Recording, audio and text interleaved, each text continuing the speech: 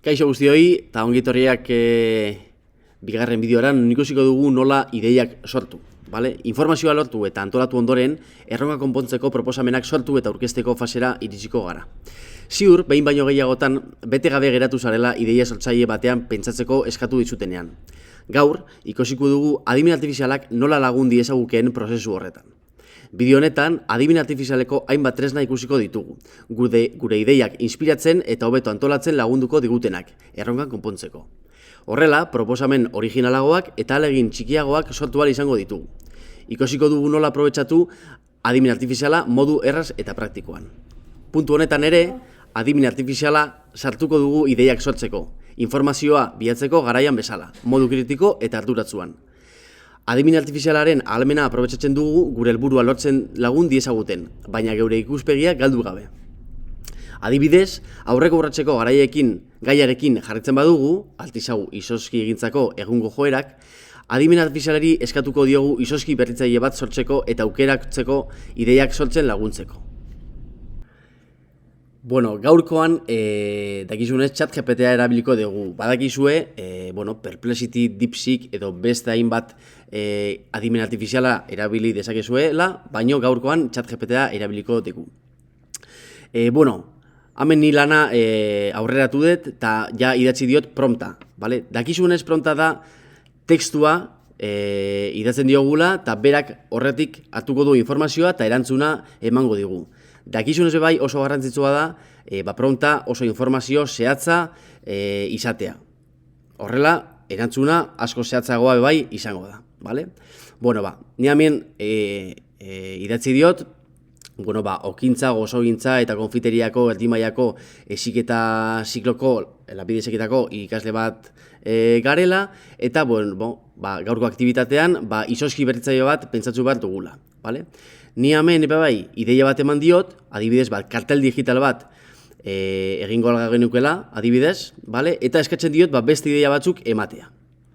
Eta hemen erantzuten digu, eta ikusten duzuenez, hainbat erantzun posible ematen dizkigu, adibidez, gurin eta ogitorradako zaporezko izozki bat egitea, itxaurrezko eta gaztazko beste bat, txokolate beltzeko eta piperrutz pikanteko beste bat, hainbat erantzun ematen dizkigu. Baina ikusten duzuenez hemen ez digu erantzuten gure galderari. Gu ez ditugu behar errezetak edo zapore desberdinak. Gu behar dugu nola aurkeztu gure klasean, nola aurkezteko ideia desberdinak. Horregatik, ikusten duzuenez, kasu honetan bilatzen ari garenarekin batez badator erantzuna, azalduko du beste prompt baten bidez. Hemen idatzi dudala. Hemen esan diot, ez ditut errezetarik ez da zaporirik behar. Ideia desberdinak klasean aurkezteko baizik. Adibidez, eta gogoratu diot, lehen esan dizuan bezala, kartel digital baten bitartez aurkeztea ideia bat izango litzateke. Eta beste erantzun bat eman digu. Hainbat erantzunekin berriro ere, baina ikusten dozuenez, erantzun zehatzagoak dira eta gu nahi duguna asko sobea da.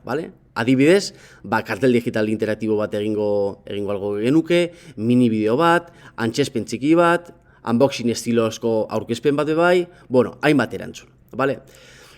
Oso kasu interesgarria izan dau, ikusten dozuelako, ez beti erantzuten digula gu nahi duguna. Horregatikan, abilezia eduki behar dugu gure kriba egiteko. Eta gu nahi dugun informazioa lortzen badugu, primeran.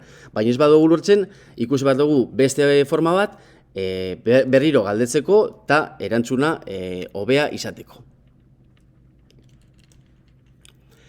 Orain ebaluatuko ditugu ze erantzun eman dizkigun.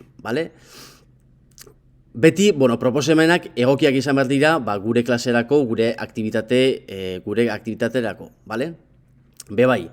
Zultatako ideiek nire helburua betetzen dute, ahal behar dudana erantzuten dute, hori ikusik beharko genuke. Hemen ez digut ematen erantzunik, igual batzutan aula virtual bat behar dugu, edo bestelakorik, ikusi behar duzue zuen eskolenetan ia daukagun erramienta horiek. Eta orain, ja erantzuna, ideia hartu dugula, nola erabili dezaket adimen artifizialak sortutako ideia hau niretzat horrein gisa.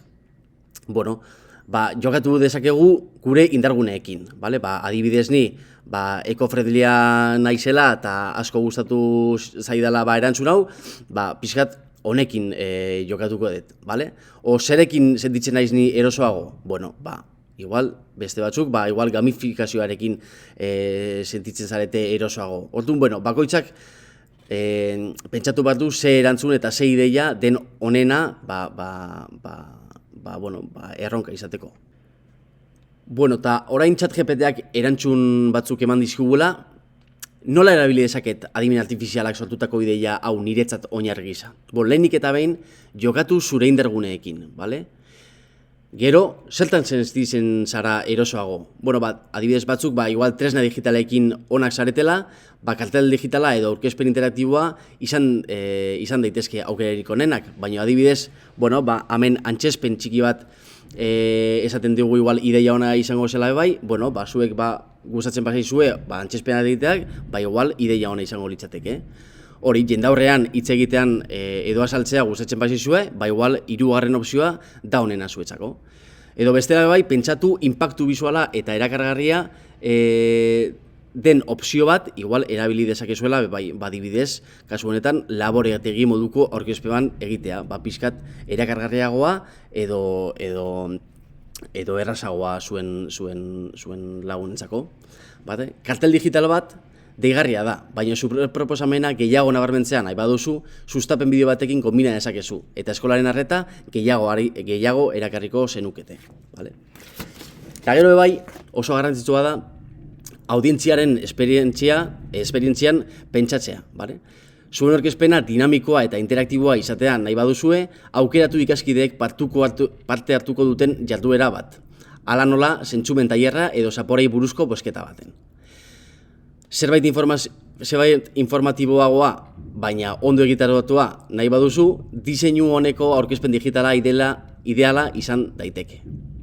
Bestalde, zerbait informatiboagoa, baina ondo egitaratua nahi baduzu, diseinu honeko aurkezpen digitala ideala izan daitezke. Eta amaitzeko nire aholku bat. Aukera orekatu bat nahi baduzue, kartel digital erakargarri bat egin dezakezu. Gehi azalpen labur bat edo ikaskideekiko interakzioa.